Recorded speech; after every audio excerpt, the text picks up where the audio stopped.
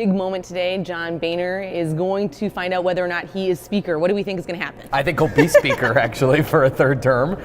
He does face. I think he does face some what his aides think is stubborn opposition.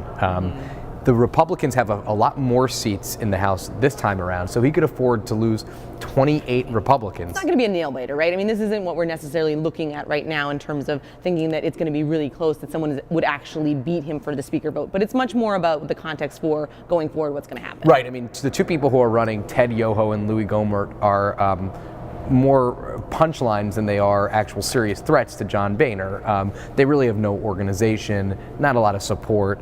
Boehner has a huge organization and has been whipping this vote pretty much since the elections. And he's cognizant of the challenges he faces, and he's going to have somewhere between a dozen and 24 people vote against him, and his aides are aware of that. But you know what they say is, okay, great, we'll still be Speaker, and these people are always against us anyway. Their job is to downplay this, right? I mean, that is absolutely what they're trying to do, and they're kind of couching this as saying this is kind of the wing of the party that's getting smaller as the overall piece of the Republican pie gets bigger here. We're still going to be able to move our agenda forward. It's kind of a morbid comparison, but one pretty senior Republican aide compared it to cancer and said that like it could spread really quickly, and you just don't know if it could become dangerous, and the number could become big, and people could start, voting against Boehner because their friend did or because someone from their state did. Either way, this is certainly something that he is going to be taking seriously. Our colleague wrote about how this was kind of one of his most tense moments last time around when it was kind of unknown where the votes were going to fall. So it's something that everybody in the Capitol is going to be watching very closely.